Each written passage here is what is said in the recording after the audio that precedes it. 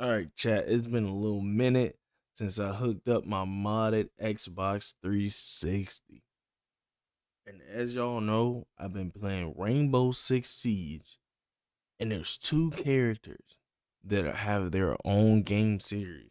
There's Solid Snake and then Zero, which is part of Splinter Cell. But when I looked it up, Sam Fisher is the main protagonist of that. So I don't know if Zero is Sam Fisher. Anyway, I asked Meta which one should I play first, and it seems like they're pushing towards, as you can see, Metal Gear Solid. So we're probably gonna play Metal Gear Solid, but I actually want to play it in chronological order.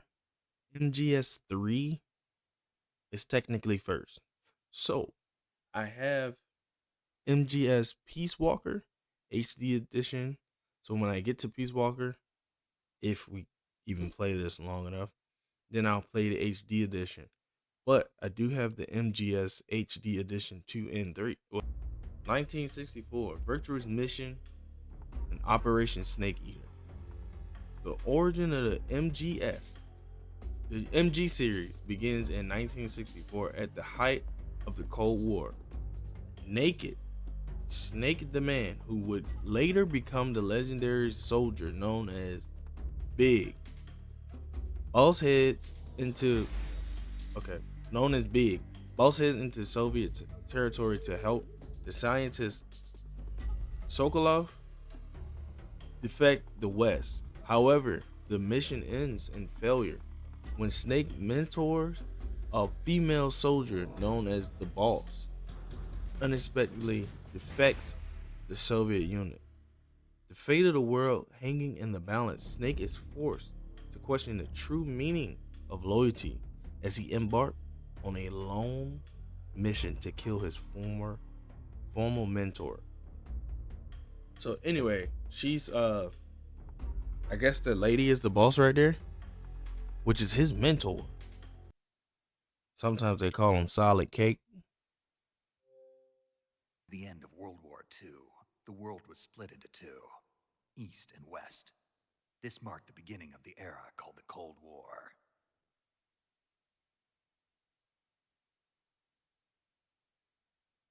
Okay. Well, Nami.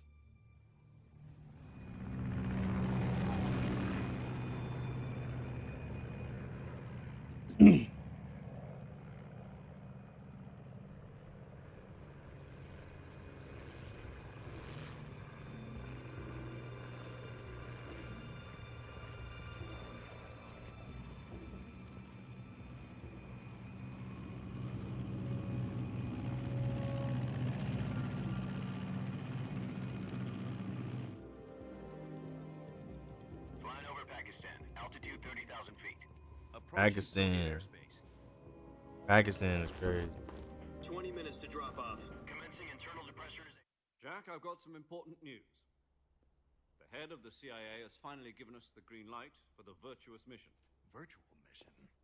No, the virtuous mission. The future of our Fox unit depends on it. If it succeeds, we'll be officially organized into a unit. Virtuous mission? Sounds like some kind of initiation ritual. Don't get cocky. This isn't a training op. Right. So what exactly is this wonderful mission? Well, about 2 years ago, a certain Soviet scientist requested asylum in the West through one of our moles. His name is Nikolai Stepanovich Sokolov. He's head of the OKB 754 Design Bureau, one of the Soviets' top-secret weapon research facilities, and the East's foremost expert on weapons development. Sokolov? Isn't he that famous rocket scientist? The very same. On April the 12th, 1961, the Soviets achieved the first manned spaceflight in history. The Earth was blue, but there was no God. Well spoken. The rocket that carried Yuri Gagarin into orbit was the A-1, known as the Vostok rocket. Sokolov is said to be the man most responsible for the multi-engine cluster used in that rocket. After Gagarin's flight, Sokolov left rocket development to become the head of the newly established Design Bureau. From a lowly technician to head of a design bureau, that's quite a success story, so why do you want to defect? It seems he'd become afraid of his own creations. Afraid? Call it a crisis of conscience.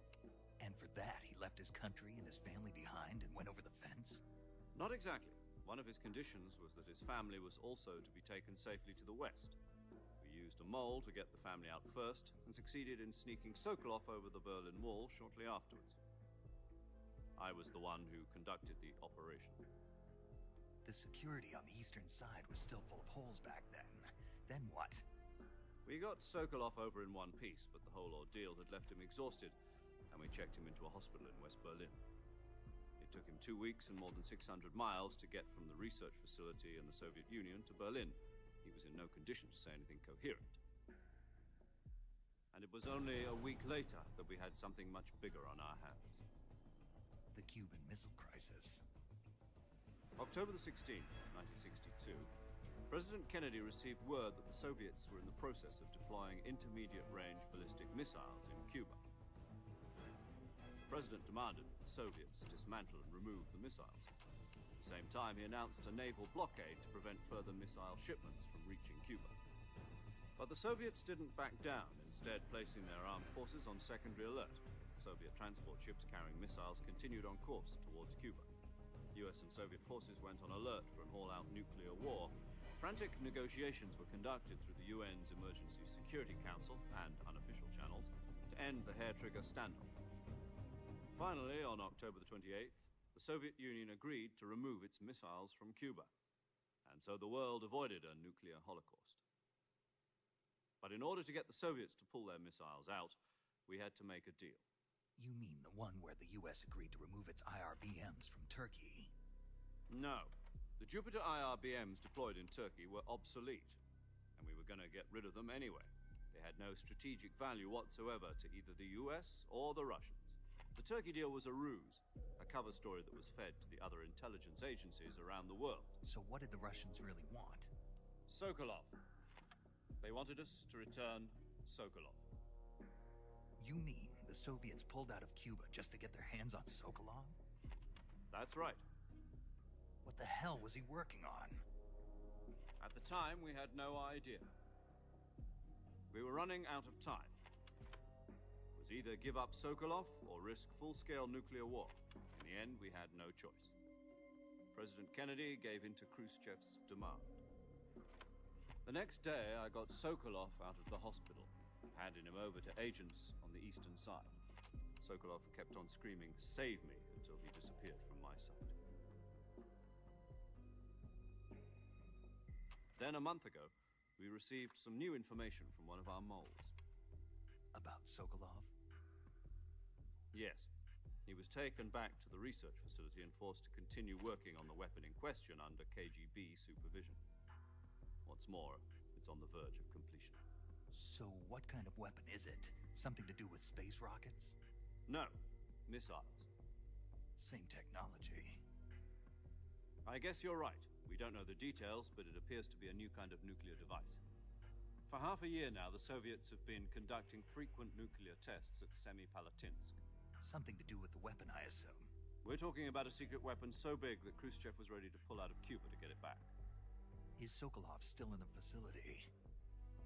No. According to our intelligence, he's in Selinoyarsk, a place in the mountains about 3 miles to the west that's known as the Virgin Cliffs. The Virgin Cliffs. Nice name for a virtuous mission. They moved him there just recently. Why? Apparently, they're conducting a field test of the weapon, but it's our best chance to get him back. This mission would never have been possible if he was still in the research facility. This is our last chance. Sokolov must have known that too when he contacted us.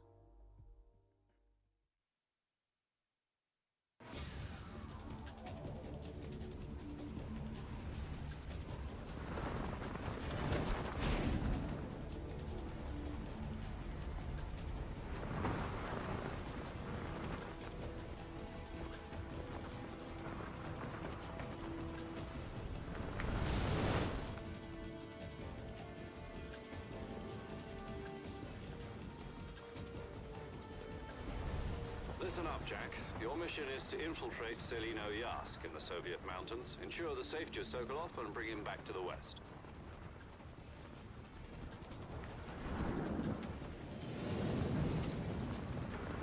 If we don't get Sokolov back before that weapon is complete, we'll be facing a major crisis. The clock is ticking.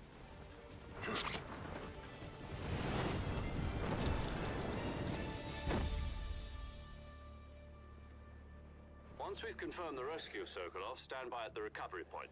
A recovery balloon will be dropped at that point. Helium will be pumped into the balloon to inflate it. The process takes about 20 minutes. Once it's complete, the gunship's arm will latch onto the balloon and pull it up. The Fulton surface-to-air recovery system. I'm familiar with the theory. Take it easy. It's been combat-proven. Do you think Sokolov is up to it? The shock will be less than during a parachute jump, and the arm can handle up to 500 pounds. So you're planning on going over the border in a single combat Talon? She's equipped with two 6-barrel 20mm Vulcan cannons, as well as two 40mm machine guns. Sounds like she could hold her own against a battalion of tanks.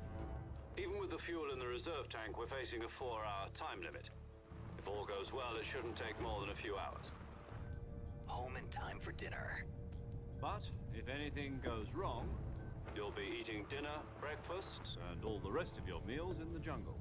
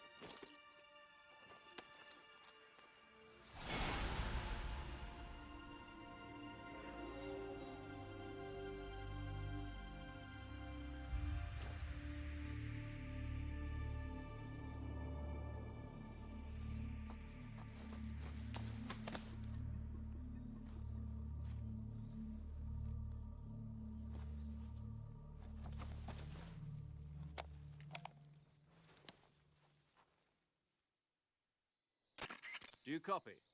You're already in enemy territory, and somebody might be listening in. From here on out, we'll be using code names to refer to each other. Your code name for this mission will be Naked Snake. I'll be referring to you as Snake from now on. You're not to mention your real name. Snake? What, you don't like snakes? What do you mean? You've eaten one before, haven't you? In survival training? I'm glad to hear that. I don't know if I'd ever order one in a restaurant, but... Be careful, you might not have a choice. What about you, Major? What should I call you? Let's see. I'll be Tom. Call me Major Tom. This will be a sneaking mission. You must not be seen by the enemy. You must leave no trace of your presence. Is that clear? This kind of infiltration is the Fox unit's speciality. In other words, weapons and equipment are procured on site. That goes for food as well. You're completely naked, just as your name implies. Great. Now I see why you asked me if I like snakes. I suppose calling me Snake was your idea of a joke, too. No. There's a good reason for that. I'll tell you later when the time is right. Gotcha. Getting back to the subject, how exactly am I supposed to feed myself? You've been issued a knife and a tranquilizer gun. Use them to hunt for food. You'll also find some medical supplies in your backpack. Yeah, about the backpack. I lost it in a tree on the way down. I see. Well, you'd better go back and get it then. You know where it is? No problem. I can see it from here. It's stuck on a branch. To climb a tree, Stand in front of a tree that's covered in ivy and press the action button. I'll be monitoring your progress over the radio. We can't risk violating Soviet airspace, but I'll be in the gunship. My frequency is 140.85. I'll give you a call if I need to talk to you. If you need to talk to me, use the send function. Okay, Snake, go get your backpack.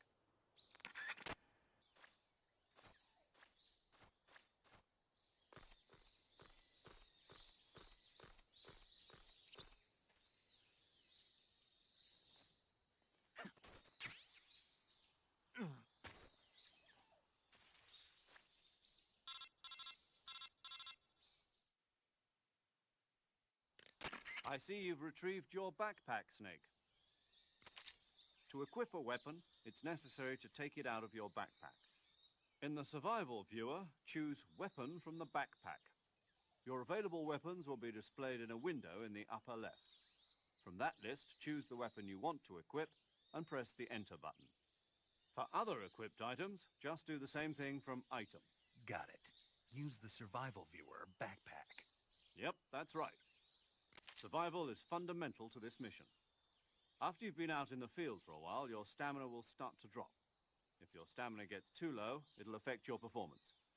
You won't be able to shoot accurately, for example, and your wounds won't heal as smoothly.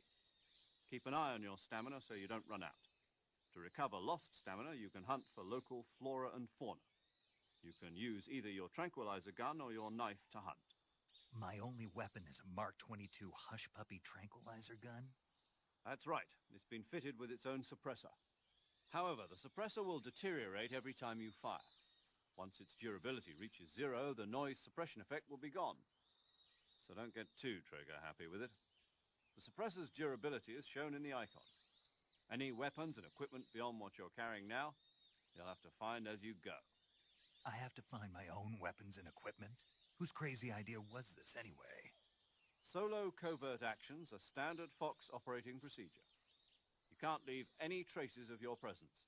No weapons, equipment, footprints, sweat, or bodily waste. The same goes for bullets and cartridges, too. Your presence in enemy territory is already a violation of international conventions of warfare. There aren't supposed to be any American soldiers in Russia. It could spark an international incident. You can't let anyone see you. You can't let the enemy know you're there. This is a stealth mission.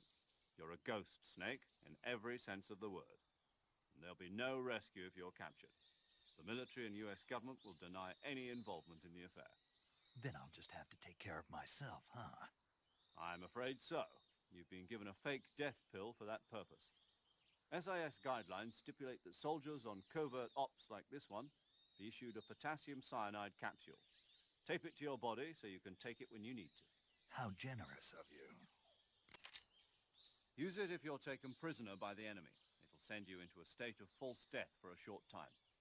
Fooling them into thinking that I'm really dead. So how do I come back to life? Just take the revival pill. You mean that thing they put in my tooth before the mission? That's the one. But be careful. If you remain in a state of false death for too long, nothing will be able to bring you back. Remember that. I'll keep it in mind. You said this was a solo mission, right? Right. I guess that means I can't count on any reinforcements. Correct. The mission rests entirely in your hands. A real one-man army. Relax. There's a support team ready to back you up over the radio. Who? I'll introduce them to you. This time, survival is of utmost importance. The first member of the support team will be in charge of monitoring your physical condition, acting as a medic, so to speak, as well as recording your mission data. She's a member of Fox as well, and she's here on the gunship with me. She? Hello, Snake. I'm paramedic. Nice to meet you. Paramedic. As in a medic who comes in by parachute. Aren't you going to tell me your real name? Are you going to tell me yours, Mr. Snake? My name, huh? It's John Doe. And they call you Jack for short. You're a regular Captain Nemo. A name means nothing on the battlefield. After a week, no one has a name. What's your name? Jane Doe. Very funny. I wasn't joking, but I'll tell you my name only if you manage to make it back alive. My frequency is 145.73. She's also in charge of recording your mission data. Whenever you want to save, send a message over the reserved save frequency, 140.96. So saving lets me record my mission data. That's right. It also records the state of your health. Good to know. There's one more person I want to introduce you to, Snake. Huh? Speaking of snakes, you remember the boss, don't you? A legendary soldier and your mentor. Actually, it was the boss that got the DCI's authorization in the first place. She's going to be serving as Fox's mission advisor. Boss is? She also helped me plan this mission. She and I were at SAS together. Jack, is that you? How many years has it been? Boss? That's right. It's me. Talk to me. Let me hear your voice. It's been 5 years, 72 days, and 18 hours. You've lost weight. You can tell just by the sound of my voice. Of course I can. I know all about you. Really? Well, I don't know anything about you. What's that supposed to mean? Why'd you disappear on me all of a sudden? I was on a top-secret mission. You didn't need me anymore. But there were still so many things I wanted you to teach me. No, I taught you everything you needed to know about fighting techniques. I taught you all I could. The rest you needed to learn on your own. Techniques, sure. But what about how to think like a soldier? How to think like a soldier? I can't teach you that. A soldier needs to be strong in spirit, body, and technique. And the only thing you can learn from someone else is technique. In fact, technique doesn't even matter. What's most important is spirit. Spirit and body are like two sides of a single coin. They're the same thing. I can't teach you how to think. You'll just have to figure it out for yourself. Listen to me, Jack. Just because soldiers are on the same side right now doesn't mean they always will be. Having personal feelings about your comrades is one of the worst sins you can commit. Politics determine who you face on the battlefield. And politics are a living thing. They change along with the times. Yesterday's good might be tomorrow's evil. Is that why you abandoned me? No, it had nothing to do with you. I already told you, Jack. I was on a top-secret mission. A soldier has to follow whatever orders he's given. It's not his place to question why. But you're looking for a reason to fight. You're a natural-born fighter, but you're not quite a soldier. A soldier is a political tool, nothing more. That's doubly true if he's a career soldier. Right and wrong have no place in his mission. He has no enemies and no friends. Only the mission. You follow the orders you're given. That's what being a soldier is. I do whatever I have to get the job done. I don't think about politics. That's not the same thing. Sooner or later, your conscience is going to bother you. In the end, you have to choose whether you're going to live as a soldier or just another man with a gun. There's a saying in the Orient, loyalty to the end. Do you know what it means? Being patriotic. It means devoting yourself to your country. I follow the president and the top brass. I'm ready to die for them if necessary. The president and the top brass won't be there forever. Once their terms are up, others will take their place. I follow the will of the leader, no matter who's in charge. People aren't the ones who dictate the missions. Then who does? The times. People's values change over time, and so do the leaders of a country. So there's no such thing as an enemy in absolute terms. The enemies we fight are only enemies in relative terms, constantly changing with the times. As long as we have loyalty to the end, there's no point in believing in anything, even in those we love. And that's the way a soldier's supposed to think? The only thing we can believe in with absolute certainty is the mission, Jack. All right, but do me a favor. What is it? Call me Snake. Snake. Oh, right. Your code name is Snake. It suits you well. That's right. The legendary unit that the boss put together during World War II was a snake. The Cobra unit, a group of heroes that brought the war to an end and saved the world.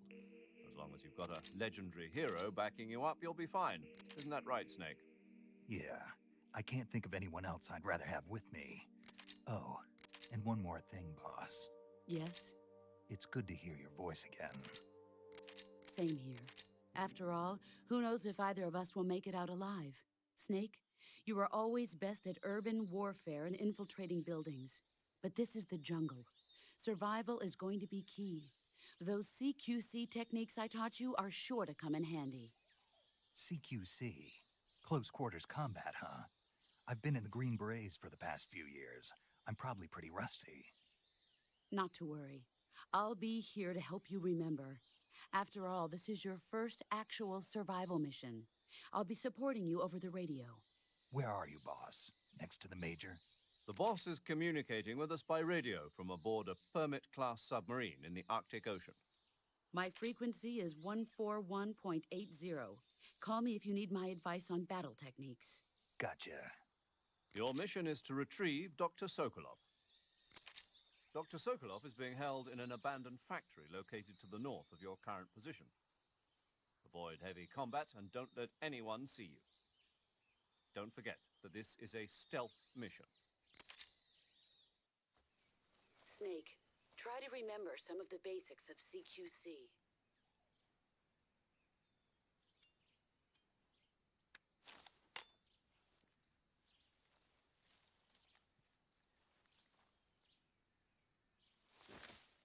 Commencing virtuous mission now.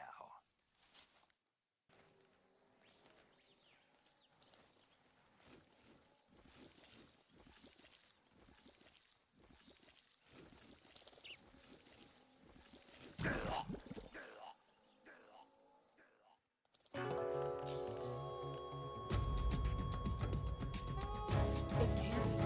Snake? Snake? Snake!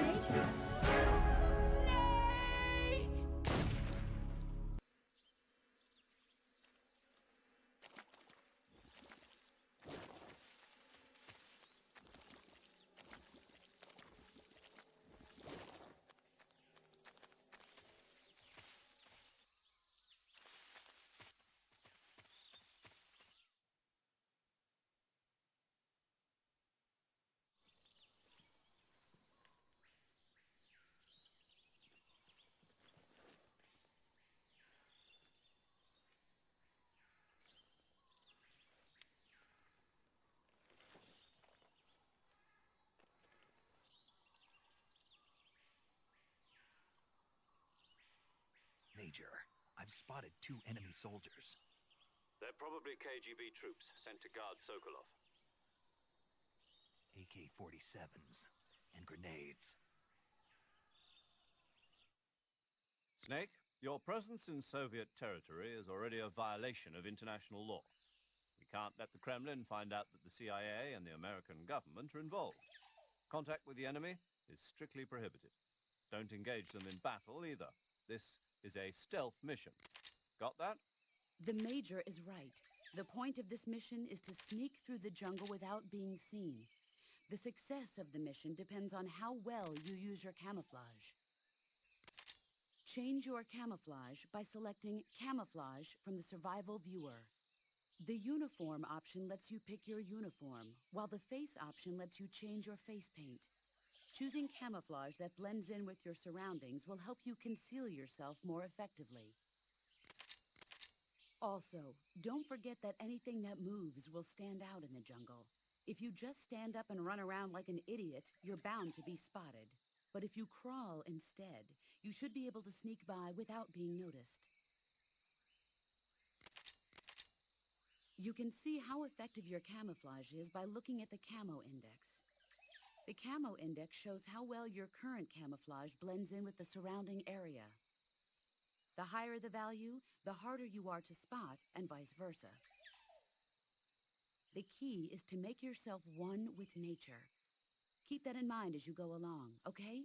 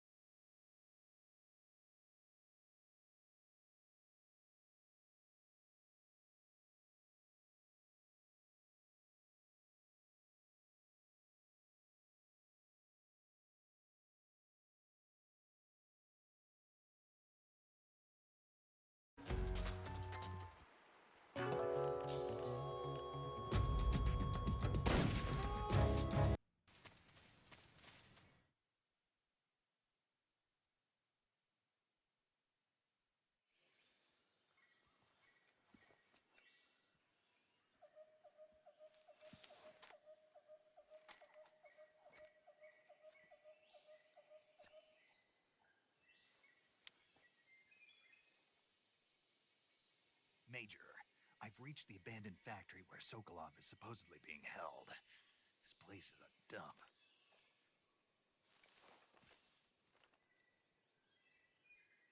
I can't see Sokolov from here. The security is pretty tight. There are sentries posted around the perimeter. I wonder how many are inside.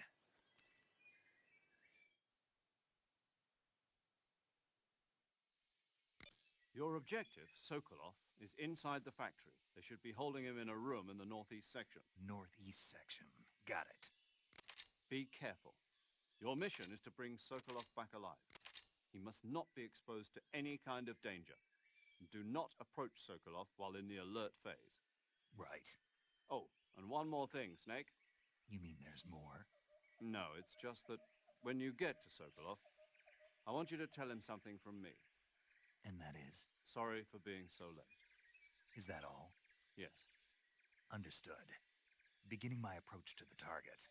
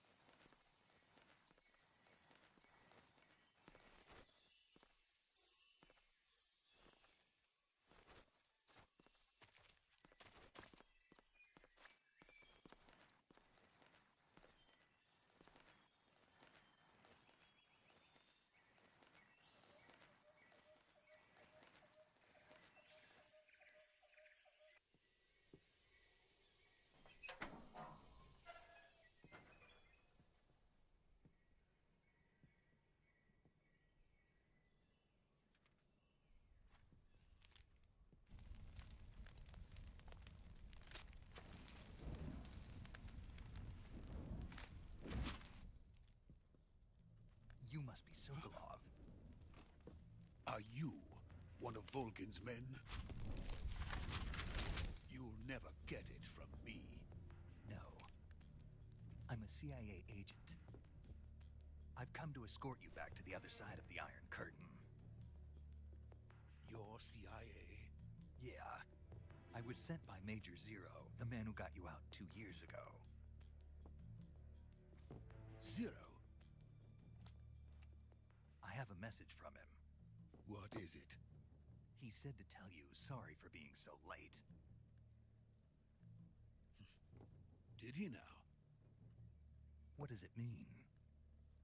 It means he's a man of his word. But we've got no time for this. You have to get me out of here before they arrive. Who's they? Colonel Volgin of Gru. You in the West know him as Thunderbolt. Thunderbolt? Never heard of him. He's a member of the Army's extremist faction, a man who seeks to seize control of the motherland. Ever since the Cuban Missile Crisis 2 years ago, Khrushchev has been pursuing a policy of peaceful coexistence with the West. Despite resistance and criticism from hawks in the army and the provincial authorities, Khrushchev has managed to suppress the opposition so far. But the failure of his agricultural policies has put him in a precarious position. And on top of that, the tragedy last November. President Kennedy's assassination. Precisely. In a sense, Khrushchev has lost his biggest partner, and his power base is rapidly crumbling away. A certain group is plotting to use this opportunity to seize power by rallying the anti-government forces, overthrowing Khrushchev, and installing Brezhnev and Kosygin in his place. The mastermind behind this plot is Colonel Volgin of the GRU. He has control over another secret weapons research facility much like this one, OKB-812, known as the Granin Design Bureau, and is using it to further his plans.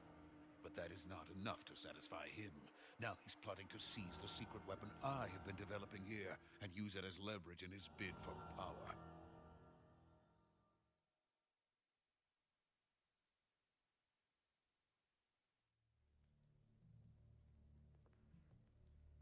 intelligence says that they are going to make their move during the test. Then, the soldiers outside. Exactly. They wouldn't need that many men just to keep me inside. Their orders were to prevent Colonel Volgin from capturing me. Even if it meant killing me in the process, or so it would seem.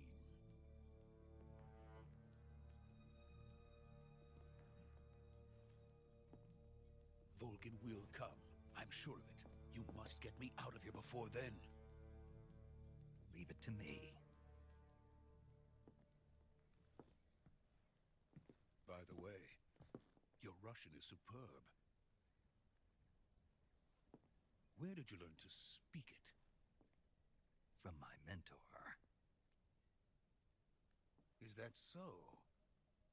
America is truly a frightening country. Having second thoughts. No. I have no love for this place. Let's go.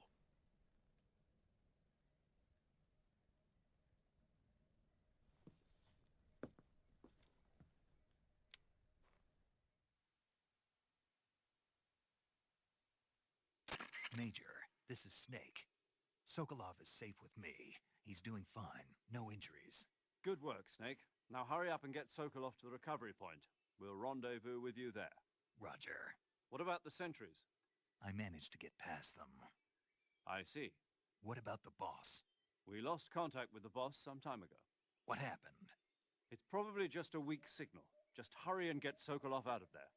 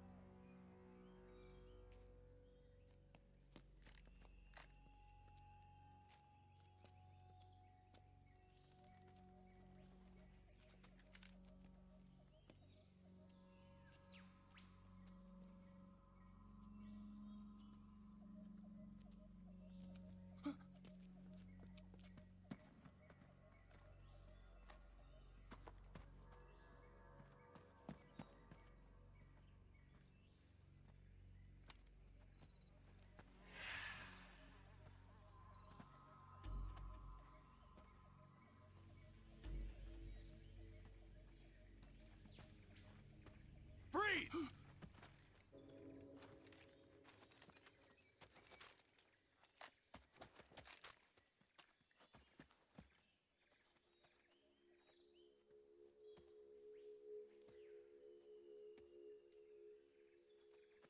So this is the legendary boss. Huh?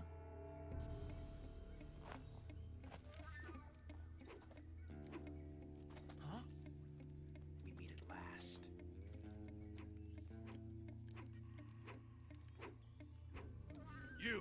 You're from the Ocelot unit of Spetsnaz. Huh. What's a GRU soldier doing here? Soldier?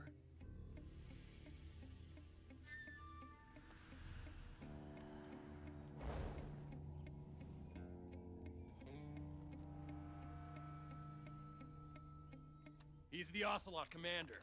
Ha! That's Major Ocelot to you. And don't you forget it.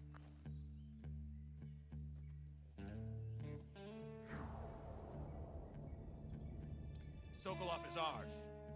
Now get out of here. And Ocelot never lets his prey escape. What?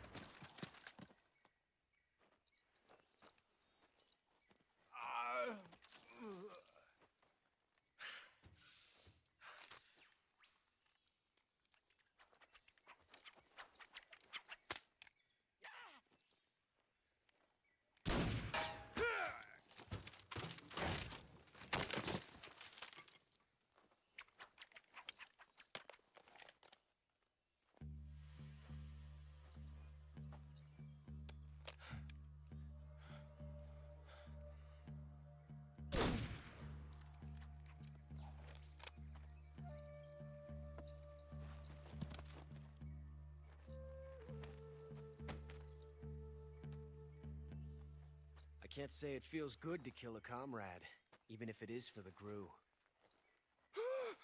Sokolov, take cover.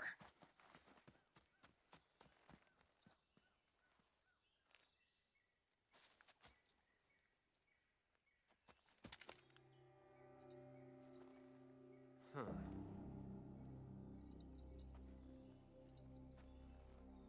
You're not the boss, are you?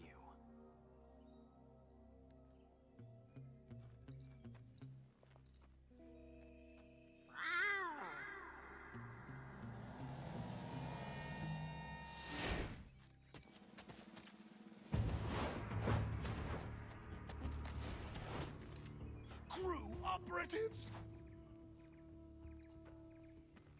What is that stance? Huh. That gun.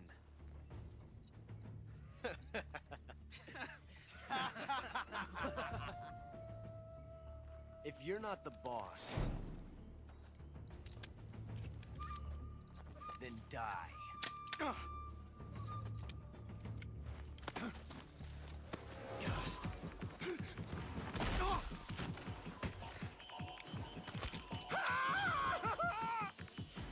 Major! Leave it! Shoot the other one! Whoa!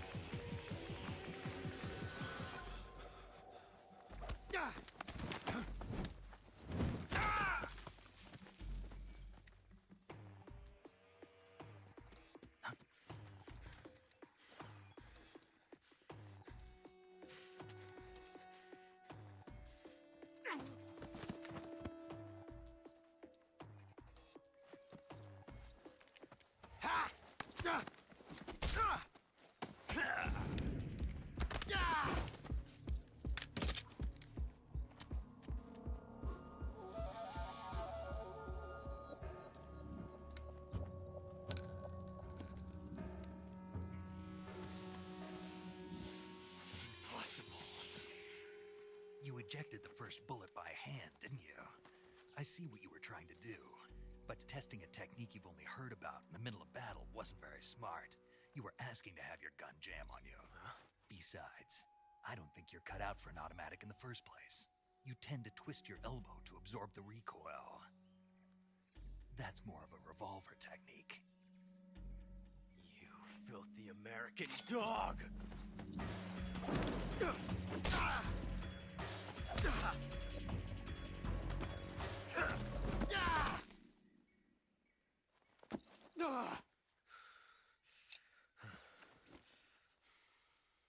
But that was some fancy shooting.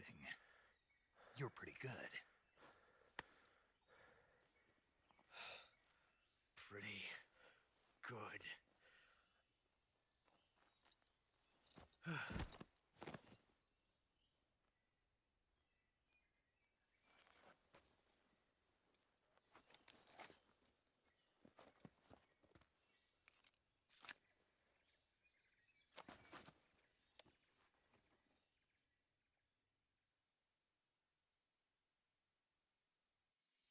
Major, do you read me?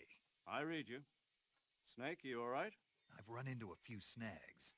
These guys were after Sokolov too. Apparently they were taking orders from a GRU colonel named Volgan. A GRU colonel? Part of an internal Soviet power struggle, according to Sokolov. Something between the KGB and GRU.